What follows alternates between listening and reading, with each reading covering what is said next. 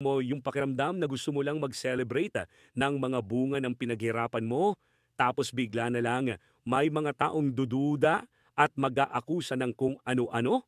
Ganito ang eksaktong nangyari sa batang aktres na si Jillian Ward, na nitong mga nakaraang linggo ay naging sentro ng intriga dahil lang sa mga bagay na sa totoo lang bunga naman ng mahabang taon ng trabaho, disiplina at dedikasyon sa industriya. Kung napanood mo ang guesting ni Jillian sa Fast Talk with Boy Abunda, marahil ramdam mo rin ang bigat ng emosyon niya. Hindi ito yung tipong promo lang o padrama sa TV. Totoo, galing sa puso at halatang nasaktan talaga siya sa mga paratang. Habang umiiyak si Jillian sa harap ni Tito Boy, ipinaliwanag niya kung bakit siya nasasaktan sa mga chismis na kumalat tungkol sa kanya, mula sa kanyang luxury car, sa mga investment niya hanggang sa pinakamatinding issue. Di umano'y may sponsor daw siyang isang kilalang personalidad, si Chavit Singson.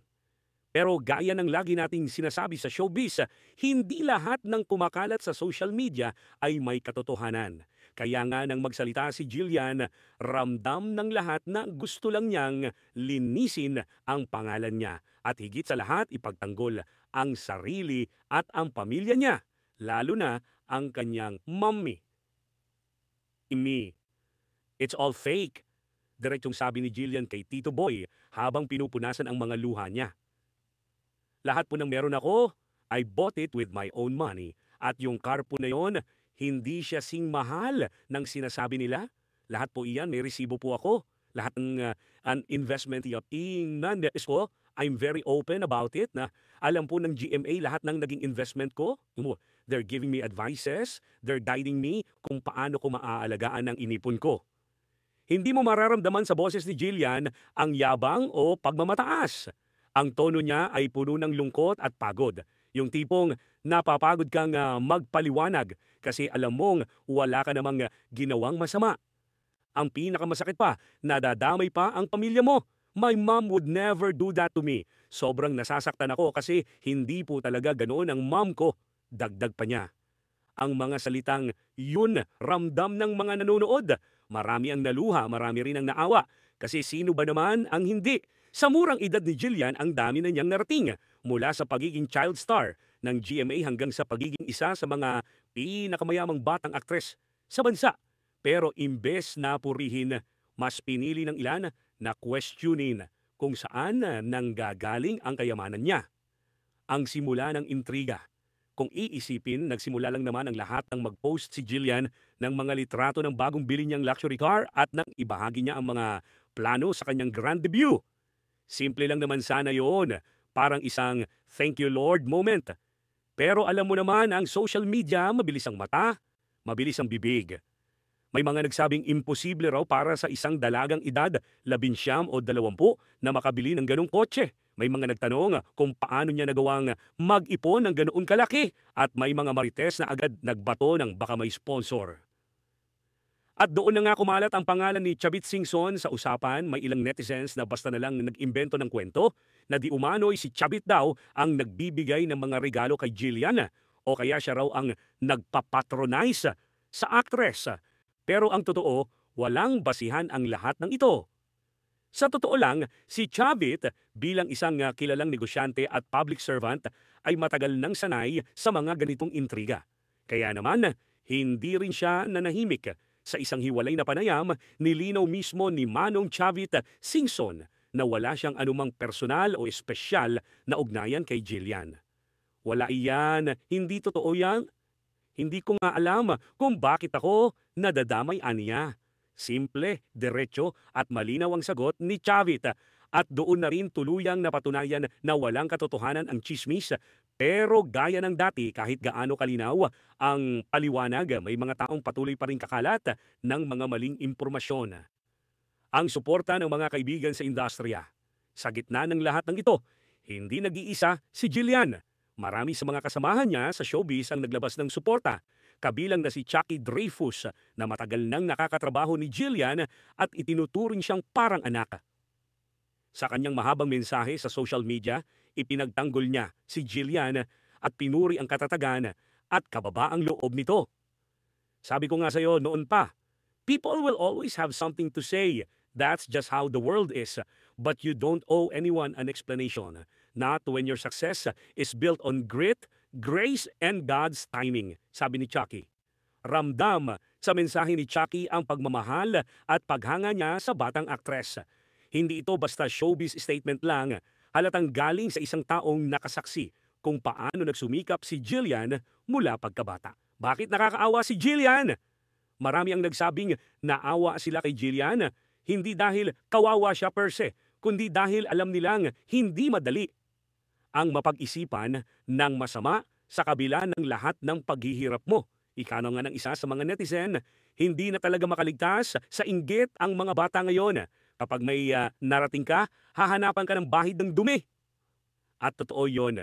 Si Jillian, mula pa noon, kilala na bilang isang masipag at matalinong artista. Bata pa lang, marunong nang mag-ipon, magnegosyo, at mag-invest. Alam mo ba na sa murang edad marunong na siyang magpatakbo ng sarili niyang mga negosyo? May mga vlog pa nga siya kung saan ibinabahagi niya ang mga financial lessons na natutunan niya mula sa kanyang mommy at mga mentor sa GMA. Hindi rin ito lingid sa kaalaman ng network. Alam po ng GMA lahat ng naging investment ko, sabi nga ni Jillian. They're giving me advices, they're guiding me kung paano ko maaalagaan ang inipon ko. Ibig sabihin, malinaw na dokumentado ang lahat. Hindi ito bigla ang yaman, hindi ito milagro, kundi bunga ng disiplina at tamang paghawak ng pera. Ang realidad ng pagiging bata at sikat, pero kahit gaano ka pa kasipag, kapag bata ka at biglang yumaman o nagkaroon ng mga luho, siguradong may magtataas ng kilay. Normal yan sa industriya at iyan mismo ang tinatawag na presyo ng katanyagan. Nakakalungkot nga lang dahil sa halip na ma-inspire ang iba sa success ni Jillian, ang ilan ay mas piniling magduda. Kaya tuloy, imbes na maging masaya siya sa mga naabot niya, napilitan pa siyang magpaliwanag sa publiko. Ang nakakaantig pa, habang umiiyak siya sa harap ni Boy Abunda, halatang pinipigilan niya ang sarili. Hindi siya nagalit, hindi siya nagtataray, nagpakatotoo lang siya. Ang mga ganitong sandali, yung makita mong totoo ang emosyon ng isang artista, bihira yan sa panahon ngayon. Ang leksyon sa likod ng intriga, kung tutuusin, ang nangyari kay Jillian ay hindi lang simpleng showbiz, chika. Isa rin itong refleksyon ng ating kultura bilang mga Pilipino, lalo na pagdating sa pagtingin natin sa mga kabataang babae na umaangat sa buhay. Bakit nga ba kapag isang batang babae ang nagtatagumpay, ang unang tanong agad ay, sino kaya ang nagbibigay, Madia, at hindi, paano niya nagawa? Ito ang matinding realidad na kailangang baguhin. Kasi sa totoo lang, si Jillian ay isang ehemplo ng modern Filipina. Independent, goal-oriented, at may diskarte sa buhay. Hindi siya umaasa sa iba, at hindi rin siya nagpapadala sa mga chismis. Sa isang banda, pinatunayan din ni Jillian na may dignidad at tapang pa rin sa mundo ng showbiz. Hindi siya nagtago, hindi siya umiwas, at lalong hindi siya nagtapon ng putik pabalik. Imbes na gumanti, pinili niyang magsalita ng mahinahon at may respeto. Si Chavi, sanay na sa intriga. At kung may isang taong hindi na rin nagulat sa intriga, si Manong Chavit na yon. Sa dami ng taon niyang nasa politika at negosyo, hindi na bago sa kanya ang mga isyung ganito. Pero syempre, hindi rin niya hinayaang manatiling malabo ang pangalan niya sa publiko. Sa interview na nga niya, kalmado niyang sinabi, wala yan, hindi totoo yan. Simple lang pero sapat na para tapusin ang usapan. Ipinakita lang ni Chavit na hindi lahat ng intriga kailangan patulan niya. Pero kung may pagkakataong makapagsalita ka ng diretso at malinaw, mas maganda. Ang reaksyon ng publiko. Pagkatapos ng guesting ni Jillian sa Fast Talk, bumuhos ang suporta sa kanya. Sa comment section ng mga posts ng GMA at ni Boy Abunda, halos lahat ay nagsasabing wala siyang kailangang ipaliwanag.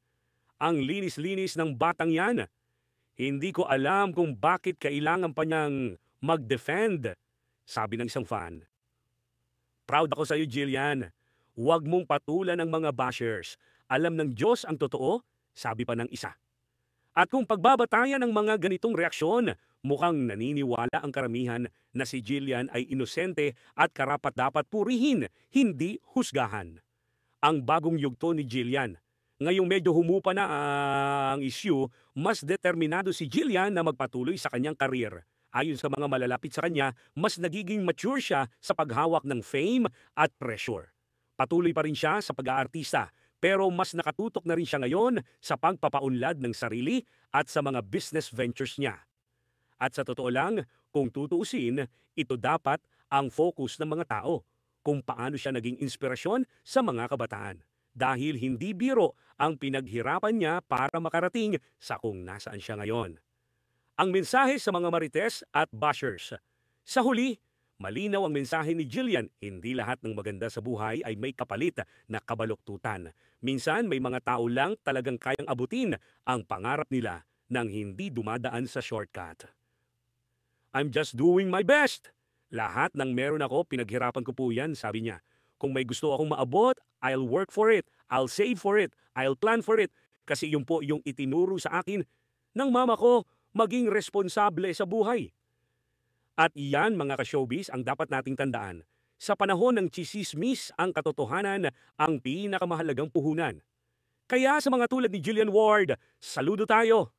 Dahil sa halip na gumanti o magsalita ng masasaki, pinili niyang manahimik, magpaliwanag ng mahinahon at ipakita na ang tunay na kayamanan ay ang dignidad na hindi nabibili ng kahit anong luxury car o debut party.